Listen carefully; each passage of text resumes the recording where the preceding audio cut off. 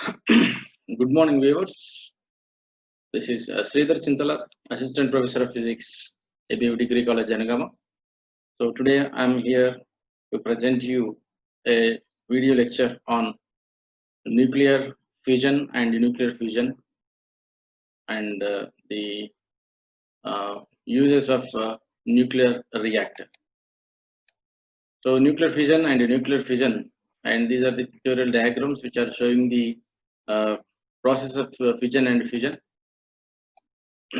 So these are the famous figures.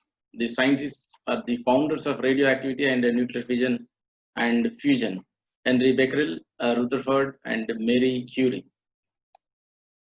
So who discovered the radioactivity? In 1896, Henry Becquerel accidentally left the pieces of uranium salt in a drawer on a photographic plate. When he developed the plate, he saw an outline of the uranium salt on it. He realized that it must have given off rays that darkened the film. So when he is doing his research, when he was doing his research, he observed pieces of uranium salt uh, gives some outlines on the photographic plate. That means it is giving some radioactive elements, radioactive rays to the photographic film. So this was the first time the Becquerel observed the phenomena called radioactivity. Later, the one who uh, continued the research on the radioactivity was Marie Curie. 2 years later, the Marie and Pierre Curie, the wife and husband, a couple, discovered two new elements, polonium and radium, where both are radioactive. So, in the first case, the Becquerel was discovered that uranium exhibits radioactivity. Later, the couple Marie and Pierre Curie discovered two new elements, polonium and radium, both are radioactive, and it took them almost more than 3 years to get 0.1 grams of radium from several tons of the mineral pinch blend. So this radium was uh, taken from the mineral called Plinchbent. So this is the raw material for radium, and they worked at about more than 3 years to get 0.1 gram of radium. So that is how hard to get the radioactive elements at that time. And what are called radioactive elements? So in general, there are almost 118 elements in the periodic table. So out of those periodic elements in the periodic table, all are not stable. But some of the nuclei are stable, some of the nuclei are not unstable, some of these nuclei are intermediate stability, showing intermediate stability based on their mass number and their proton number. So in general, if you calculate the binding energy of a nuclei, the binding energy per nucleon, that is the average binding energy per nucleon, if it is almost equals to 7.5, they are less stable. And if the nuclei are having a binding energy equal to 8.5 MeV, are more stable. So if you consider the periodic table, the elements which are having the atomic number more than 83 are radioactive. So radioactive elements, radioactive materials have unstable nuclei, too few or too many neutrons. So there is a ratio, that is neutrons to proton ratio, maybe less than or maybe greater than 1. So when an unstable nucleus decays, it breaks apart, emitting particles and energy as it decays. So when an unstable nucleus decays, it emits radioactive particles like alpha, beta, gamma, and with energy also included in that radiation emission. So there are three types of nuclear radiations. One is alpha particle radiation, beta particle radiation, and gamma radiation or electromagnetic wave. So this is the picture which is showing the different types of all radioactive particles, alpha, beta, and gamma.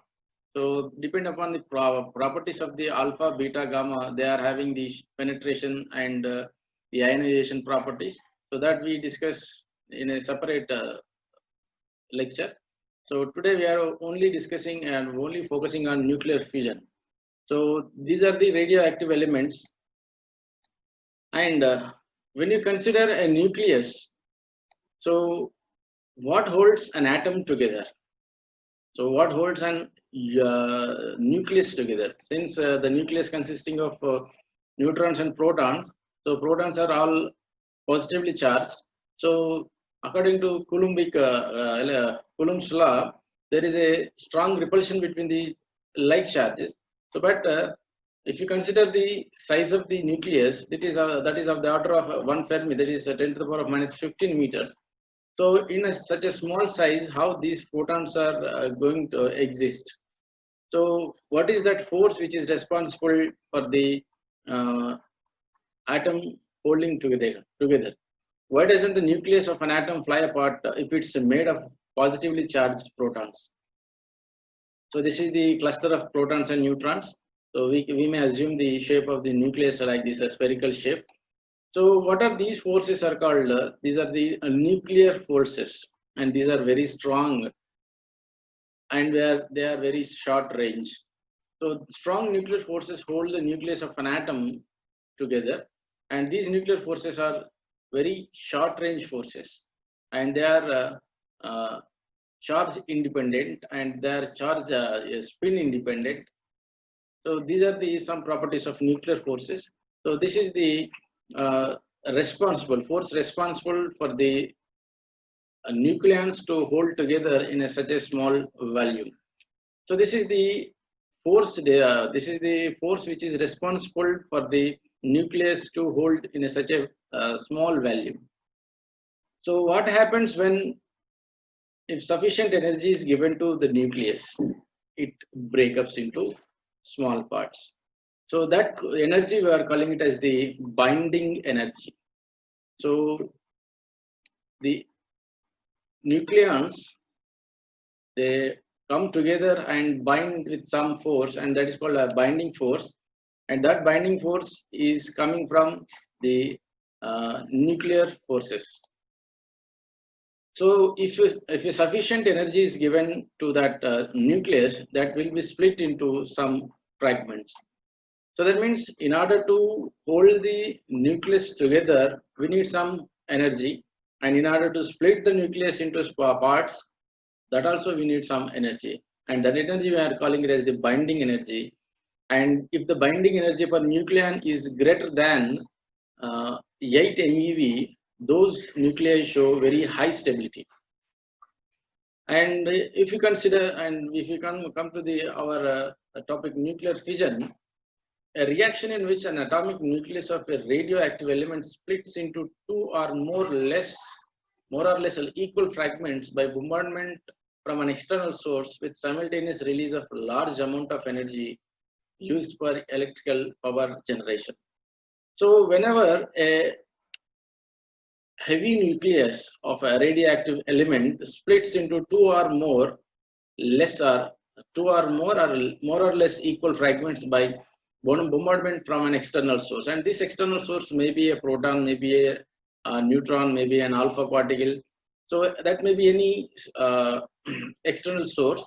So when a nuclei is bombarded with an external source, it splits into two more or less equal fragments by bombardment from an external source.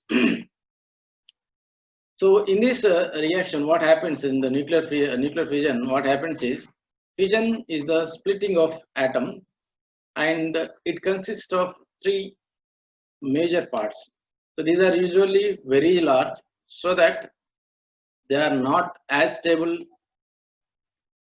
Fission chain has three general steps. So fission is the process in which the atom is splits into fragments. So generally, the nuclei which are having heavier mass undergoes the fission reaction, since they are not stable, since the nuclei which are having atomic number greater than 83, they comes under the radioactive elements.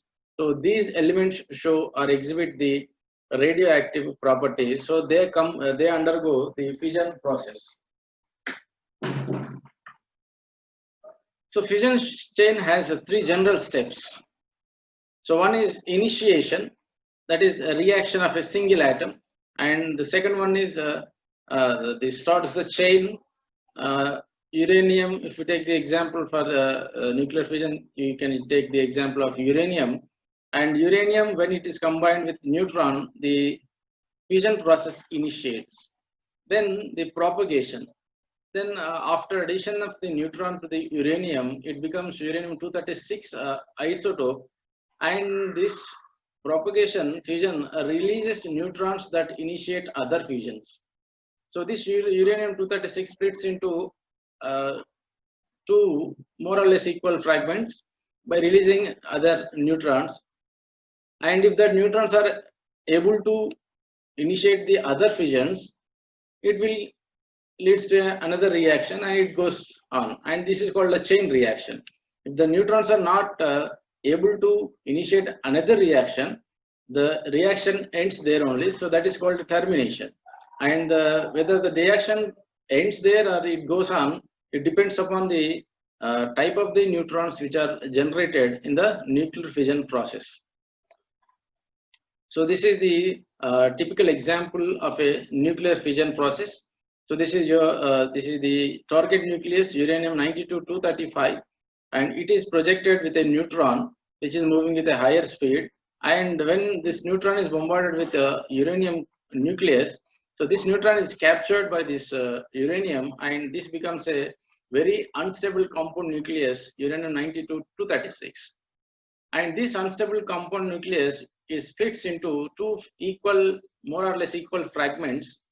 So these are the fission fragments, 1, 2, and there are 3 neutrons. So in each fission process, there are about 2.5 neutrons will be released. So 2 to 3 neutrons will be released in a fission process. In the nuclear fission, a large nucleus is bombarded with a small particle. The nucleus splits into small nuclei and several neutrons. Large amounts of energy are released. A very heavy nucleus splits into more stable nuclei of intermediate mass. The mass of the products is less than the mass of the reactants, and this missing mass is converted into energy. So in a nuclear fission, besides the nucleus splitting into the fragments, there is a huge amount of energy released in the nuclear fission process. And if you consider the masses of the reactants and the products, always the masses of the products is very much less than, somewhat less than the mass of the reactants. So that means there is a mass is missing, and that missing mass is converted to energy. So when a neutron bombards with the uranium-235, an unstable nucleus of uranium-236 is formed and undergoes fission, that is splits, and smaller nuclei are produced such as the krypton-91 and barium-142. These 91 and 142 are the atomic weights of the particles, the nuclei, and neutrons are released to bombard more uranium-235. So when one uranium-235 is bombarded with one neutron, it becomes uranium-236 by capturing a neutron, and it splits into two nucleus. One is krypton-91 and barium-142. Then besides these fission fragments, there are neutrons also released in the fission process, and these neutrons will lead to the bombardment of another uranium nuclei, and this reaction goes on. So this is a typical reaction. Uranium-235 is bombarding with one neutron, become uranium-236 90-236, and giving out the two fission fragments, 36 krypton-91 and barium-56-142, and 3 neutrons plus a huge amount of energy. So this is the pictorial diagram which is showing the nuclear fission. Incident neutron, which is incidenting on a fissionable nucleus and becoming a compound nucleus, and this compound nucleus is a very unstable nucleus, and this unstable nucleus is splitting into fragments, and by giving 3 more neutrons, and these 3 more neutrons will bombard with the other uranium atoms and gives out to the next fission processes.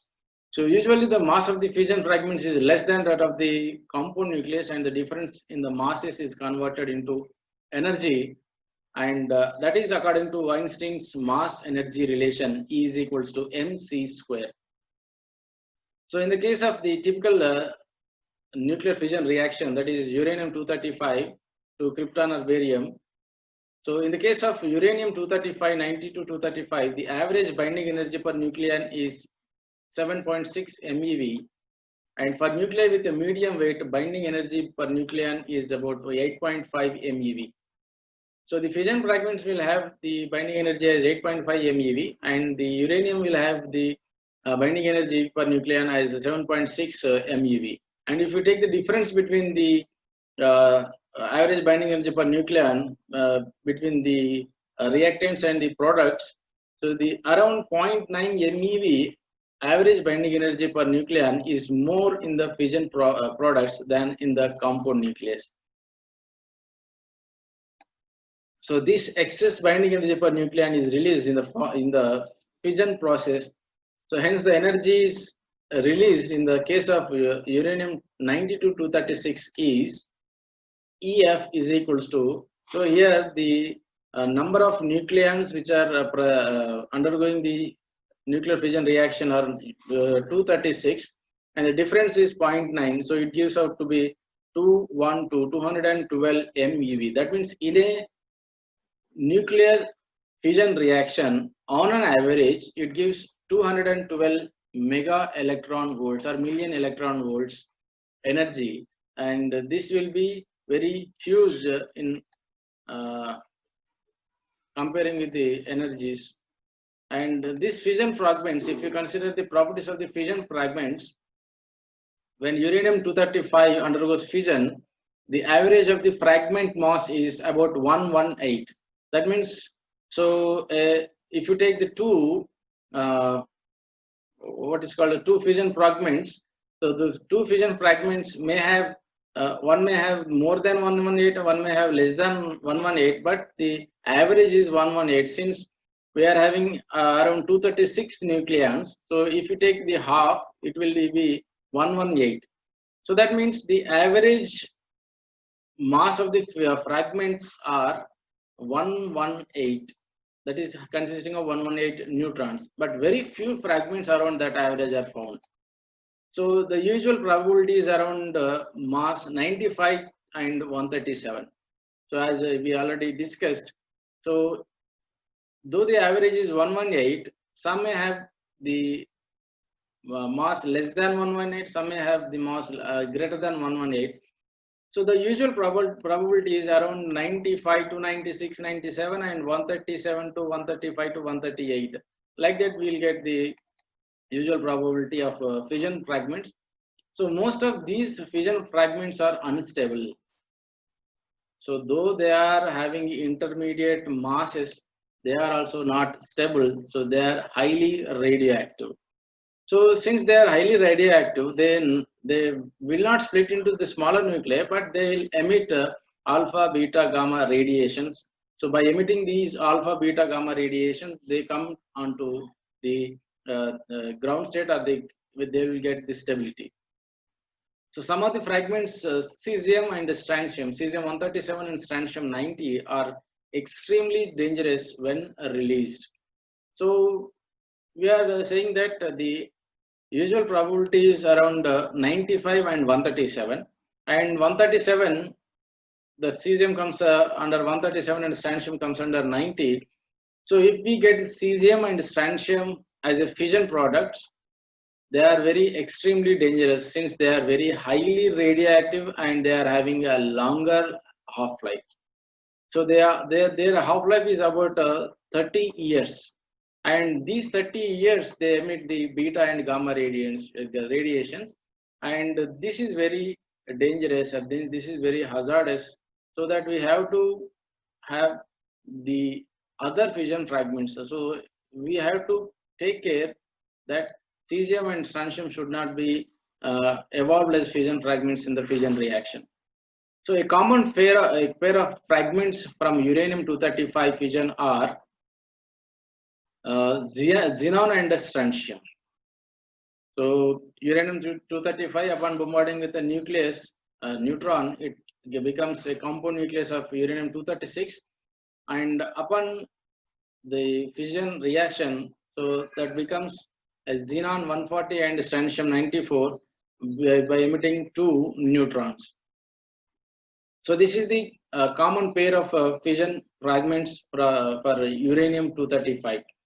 And these xenon and strontium are also highly radioactive, so, but they decay into the stable isotopes with a smaller half-life. So highly radioactive xenon decays with a half-life of 14 seconds and produces a stable isotope cerium-140. And the strontium 94 also decays with a half-life of 75 seconds, produces a stable isotope of zirconium 94. So this is the common the fission fragments xenon and strontium, and these xenon and strontium also highly radioactive, but with a lesser half-life, so that they are not so dangerous as the cesium and strontium. And if you consider the neutrons in the fission reaction, the emitted neutrons in the fission reaction, so they may cause another fission by collision with the uranium-235 nucleus. They may be absorbed in another material, or they may be lost in the system. So generally, the neutrons in the fission reaction are named as two types. One is the prompt neutrons, and the second one is the delayed neutrons. So in the fission process, if the neutron to proton ratio is very high in the initiation of the nuclear fission reaction, when the neutron to proton ratio is very high, the neutrons are released immediately. So that the neutrons which are released immediately in the fission reaction are called prompt neutrons, and they are having about 2 mega electron volts energy. So they are called prompt neutrons, and these neutrons are responsible for the next reaction to come, next reactions to initiate with the uranium-235 nucleons. And the other class is the delayed neutrons. So delayed neutrons are the neutrons which are emitted after some beta decay or alpha decay. After the fission process, after some time they emit followed by a beta decay, and these are called delayed neutrons, and these neutrons are emitted after a certain beta decay. And if sufficient neutrons are present, we may achieve a chain reaction. So in a fission reaction, on an average, we will get 2 to 3 neutrons. So if 2 to 3 neutrons are having the sufficient energy, that is of almost equals to 2 MeV, so they may lead to another fission reaction. So if the neutrons are sufficient in the fission reaction, we may achieve a chain reaction. And the neutron which is colliding with the uranium-235 nucleus creates 2 smaller nucleus and free neutrons. The free neutrons potentially collide with the nearby uranium-230 nuclei and may cause the nuclei to split as well. So, and that chain reaction goes on. So the nuclear fission process and the nuclear fission reaction will use in the case of nuclear reactor, since the higher and huge amount of energy is releasing in the case of nuclear reaction, so nuclear fission reaction. So this reaction, if it is controllable, if the reaction is controllable, we may have the energy at a certain intervals of time. So we can get the energy which can be attainable. So a what is called an equilibrium stage is attainable. So that energy can be utilized for our practical purposes or for our applications. So the reaction, the device which is using the phenomena of nuclear fission is called a nuclear reactor, and the nuclear reactor is having certain components. So this is the picture which is showing the figure of a nuclear reactor. The main parts of nuclear reactor are core, reflector, moderator, coolant, radioactive shielding, and control rods. So this is the core of the nuclear reactor, and in which we are having the cylinders. So in these cylinders we fill the fuel. So we may fill the fuel as uranium or polonium, whatever may be the fuel which we are using. So uranium or polonium is filled in this what are called cylinders. So these are called fuel cylinders. So this is called the core of the nuclear reactor. In the core of the nuclear reactor, we are having the cylinders in which the uranium or polonium, the fuel is filled. And in between the fuel rods, there are some rods called control rods, which controls the chain reaction. And this in this core, some moderator is filled. So this moderator moderates the chain reaction. So we may increase or decrease reaction, and we may stop or continue the reaction.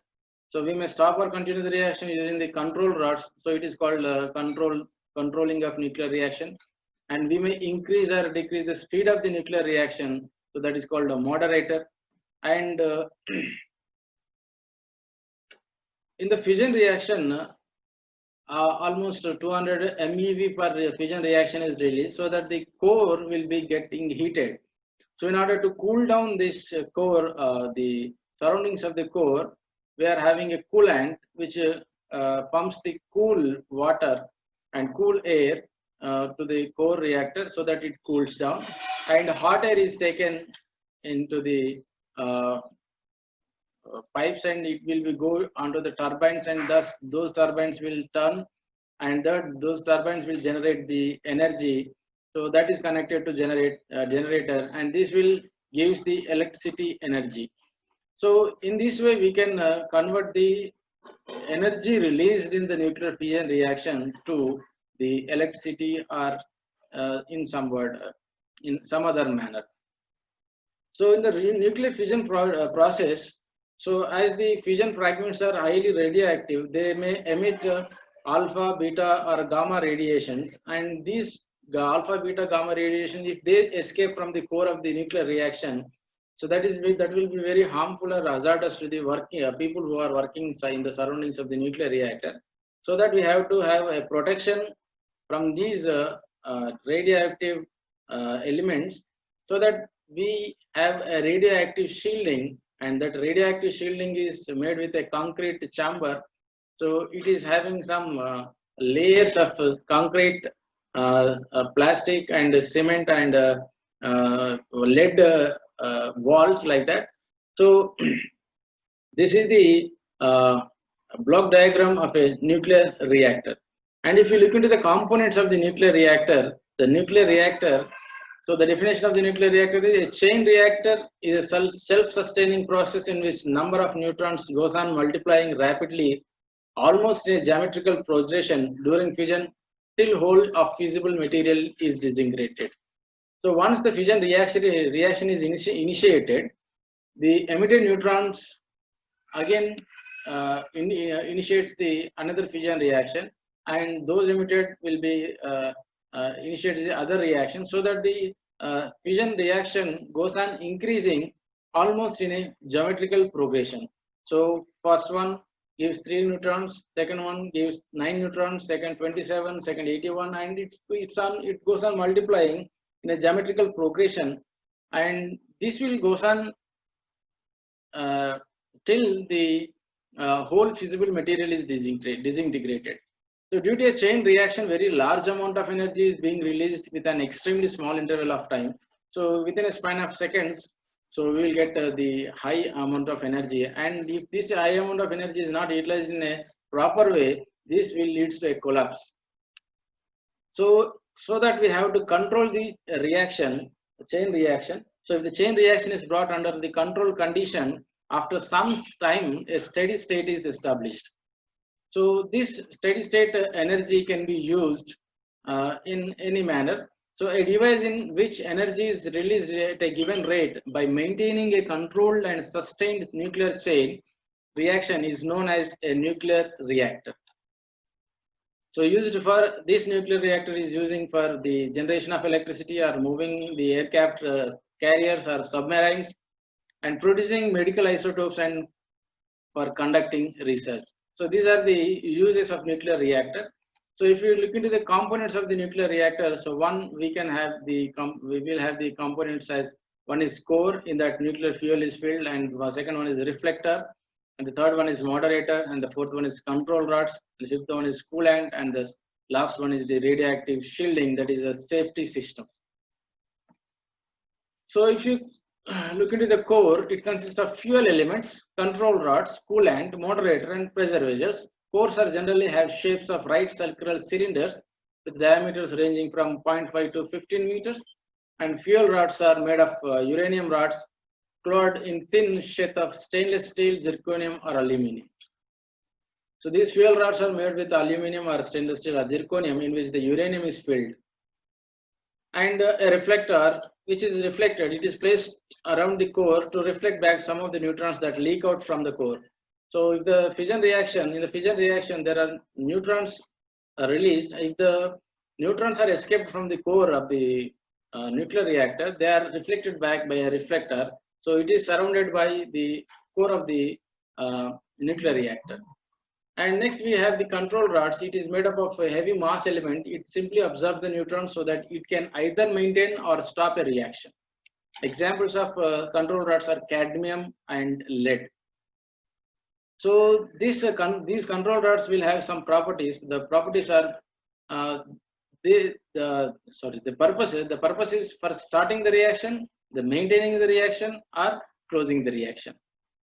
And the next one is we are having the moderator. The moderator is to slow down the neutrons from high velocities and hence high energy level in which they have on being released from fission process, so that the probability of neutron to hit the fuel rods increases.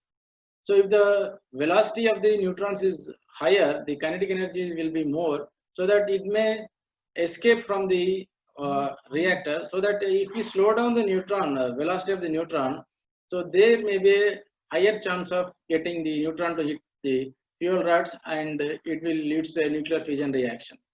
And the moderators are used. Generally, the moderators are water, heavy water, graphite, and beryllium. And the moderator will have some properties. So the properties are high slowing down power, non-corrosiveness, high melting point for solids and low for liquids, chemical and radiation stability, high thermal stability. So among all these, the deuterium oxide, the heavy water, is the best moderator.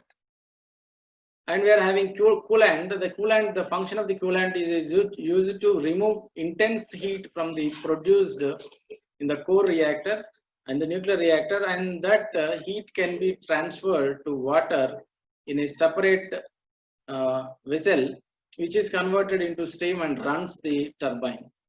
So the coolant will have certain characteristics. One is the low melting point, high boiling point, and chemical and radiation stability, low viscosity, non-toxicity, and non-corrosiveness. So this is about the coolant. And the radioactive shielding. So the shielding is required to protect the working men from the harmful effects of the radiation. So in fission, alpha particles, beta particles, gamma rays, and slow and fast neutrons are formed, in which gamma rays and fast neutrons are of main significance. So this is the shielding, which is made with the paper, initially aluminium, lead, and concrete. So all combined with form the radioactive shielding, so that the alpha, beta, and gamma neutrons are never escape from the radioactive shielding, so which is not harmful for the men who are working in the surroundings of the nuclear reactor. So to provide what is the purpose of radiation shielding is to provide the protection against them, thick layers of lead or concrete provided around the reactor. Thick layers of metals or plastics are sufficient to stop alpha and beta particles. So up to here, lead, alpha, beta, gamma are stopped, and to stop the neutrons, we have to have a concrete wall. So uses of nuclear reactor. So they are used in producing the electrical energy, used in the production of radioisotopes, which are very useful in medicines, biology, agriculture, industries, and scientific discoveries, and used in producing the radioactive elements, radioactive materials for research purpose. And the neutrons generated in the nuclear fission may be converted into a fine beam to utilize the artificial disintegration of the other metals. So they may be used in the producing the electrical energy. They are used in the production of radioisotopes, and these radioisotopes are in turn very much useful in medicines, biology, agriculture, and industries and scientific discoveries. And they may be useful in conducting research also. And the neutrons so generated in the nuclear fission may be converted into a fine beam of neutrons to utilize in the artificial disintegration of the other metals elements. And the one which is using the process of nuclear fission and is named as the atomic bomb. So if the chain reaction is controlled, it is called a nuclear reactor. If the chain reaction is uncontrolled, it will leads to explosion, and the example for the explosion is nothing but the atomic bomb. And we already have the knowledge of atomic bomb, which were dropped on Hiroshima and Nagasaki in Japan. So this is the nuclear power plant, a picture for a nuclear power plant. So we can have some idea about the nuclear reactor. So then we move to the nuclear fission reaction, in which the two or more atomic nuclei are combined to form one or more different atomic nuclei and subatomic particles, neutrons or protons. So the difference in mass between the reactants and products is manifested as either the release of or absorption of energy. The process in which two or more very light nuclei moving at high speeds are fused together to form a single stable nucleus is termed as nuclear fission. So in the nuclear fission, the mass of the single nucleus formed is always less than the sum of the masses of the individual lighter nuclei.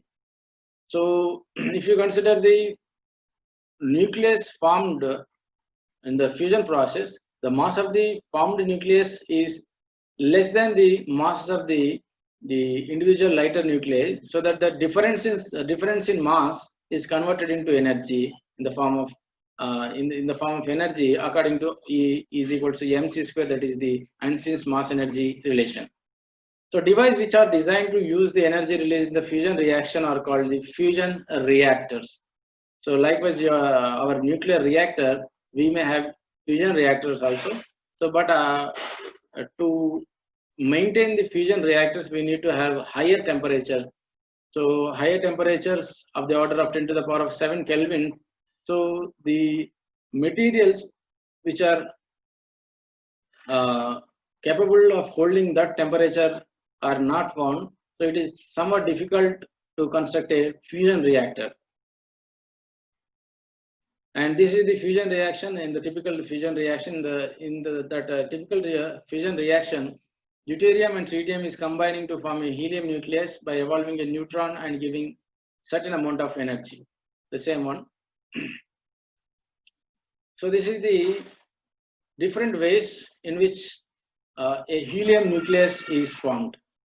So initially, one proton combines with one proton to give a deuterium 1h2, 1h1, 1h2, 1h2, and 1h2, 1h2 combines and gives out to be 1h3 tritium, and this deuterium and tritium will combine to form a helium nucleus. So in this case, deuterium fusion, and this is deuterium fission. So in this deuterium fission, we may have the helium isotope, and in the second one we are having tritium. So if the deuterium and the tritium combine to form a helium nucleus, that gives out to be 17.59 MeV. So that means in the fusion reaction, always the mass of the formed nucleus is less than the mass of the individual lighter nuclei, and that difference in mass will be converted into energy. On an average, in a nuclear fusion reaction, we will get 28.24 or 27.8, something like that. That amount of energy we'll get. So if we consider the reaction in which the two deuterium nuclei are fused together to form a single nucleus, 1H2 plus 1H2 to give helium nucleus, helium-24. So mass of the two deuterium nuclei is 2 into 2.01 gives out to be 4.02820, and mass of the helium atom is 4.002604 atomic mass in it, and the difference if you take it will be 0.0256 AMU, and this difference in mass will be converted into energy according to Einstein's mass energy relation, and this comes out to be 23.84 mega electron volts or million electron volts. So when you consider the energy released in fusion reaction and fusion reaction, if you consider the energy released per nucleon, the energy released in the fusion is very much greater than the energy released in fusion reaction. As the nuclear fusion reactions are taking place at a higher temperatures to counteract the electrostatic repulsion between the positively charged nuclei, these are named as thermonuclear reactions. So at a higher temperatures, about 10 to the power of 7 to 10 to the power of 9 kelvins, the kinetic energies of the nuclei are so high to overcome the Coulombic repulsion, so that they participate in the fusion reaction. And these thermonuclear energies are responsible for the stellar energy of stars and the sun. So the thermonuclear reactions in the core of the sun cause high temperatures, which generate strong outward pressure. And the equation for the stellar structure is given by A.S. Eddington, and that gives out to be the relation between the temperatures and pressures of the stars and the energy released. The energy released and the temperature and pressure, the relation among the quantities will be given by the equation which was developed by A.S. Eddington. So generally the energy responsible for these stars, the responsibles in the energy of the stars and the sun is the energy named as the stellar energy, and the sun radiates almost 3.8 into 10 power of 26 joules of energy per second. So the source of such tremendous amount of energy is fusion of protons, and the fusion of protons takes place in two cycles. One is the proton-proton cycle, and the second one is carbon-nitrogen cycle. And Bethe suggested that the carbon-nitrogen cycle as one of the important nuclear reaction for the release of energy by fusion. So carbon acts as the catalyst in this cycle. So this is the carbon-nitrogen cycle. So in the carbon-nitrogen cycle, the carbon 612 absorbs a proton and converts into nitrogen 713, and this nitrogen 713 is high unstable and releases some gamma radiation. So as this 7 nitrogen 13 is unstable, it releases it converts to a carbon isotope of carbon 613 and releases a positron, and this carbon 613 again absorbs a proton to become nitrogen 714 with the release of gamma, and again this nitrogen 714 absorbs a proton and converts into oxygen 815, and this oxygen 815 is also unstable, and this oxygen 815 converts to nitrogen 715 by emitting a positron. So whenever a positron is emitted, the antineutrino of electron will be emitted, and this nitrogen 715 will absorb another proton and converts into the carbon 612 and helium 24. And if you sum these reaction on adding all these, you will get 4 neutrons.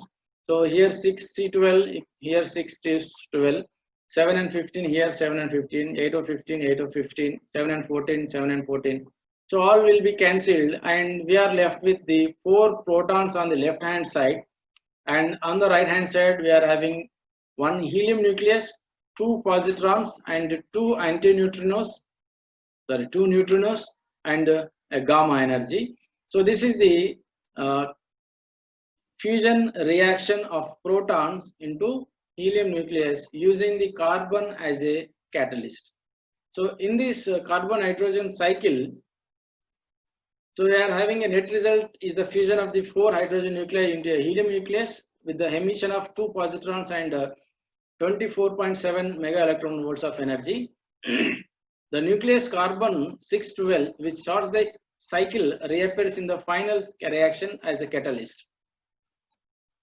So the emitted positrons combine with the 2 electrons and are annihilated, producing about 2 mega electron volts. On the whole, we are having 26.7 mega electron volts of energy released for every helium nucleus is formed.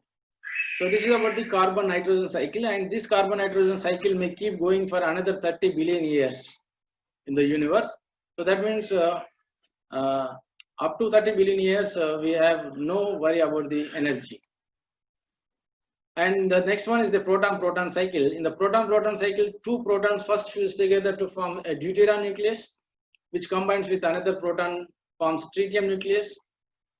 And these are the reactions. So first 2 protons to form fuse together to form a deuterium, and this deuterium again absorbs a proton and forms a tritium nucleus, and the tritium and deuterium will form, deuterium will react with one another and they form the helium nucleus.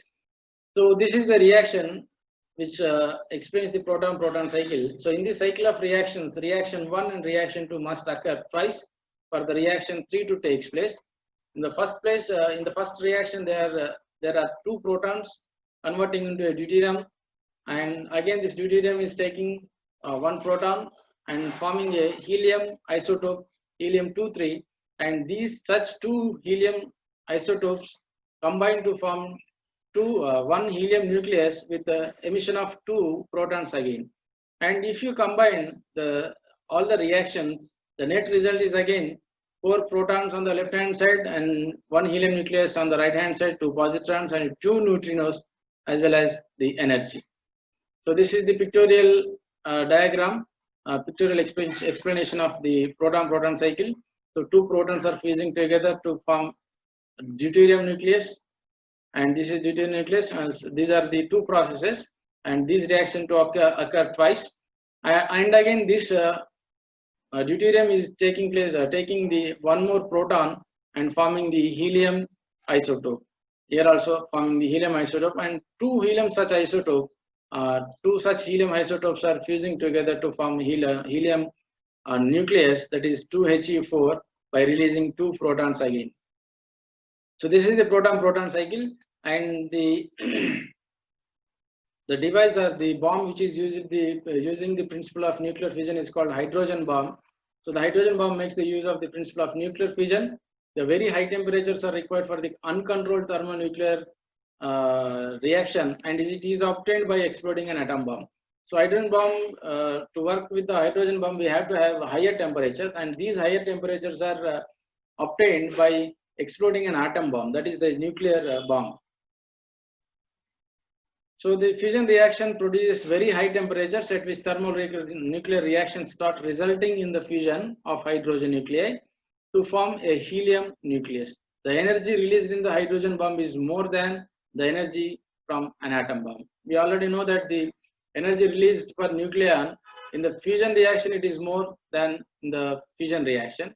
So if we construct a bomb using the nuclear fission reaction, so the energy released in the hydrogen bomb is very much greater than the energy released in the atom bomb. And this is the picture of a hydrogen bomb. And in the sun's atmosphere, whose temperature is around 2 into 10 power of 7 kelvins, proton-proton cycle has a greater probability for occurrence. And in stars which are hotter than sun, the carbon-nitrogen cycle predominates. And in stars which are cooler than the sun, proton-proton cycle predominates. And if you take the advantages of fusion over fission, the basic fuel, hydrogen and deuterium, is available in almost unlimited quantities in seawater. So if you consider the fission reaction, we have to have uranium, polonium, and radium, such a radioactive elements which are taken from the ores of minerals. And when you consider the fuel for the fission reaction, hydrogen and deuterium are very much available in unlimited quantities in seawater. And the energy yield per unit mass of the fuel is much more in fusion than in fission. We already discussed this. And there are no hazardous radioactive pollutants as a byproducts of fission reactions.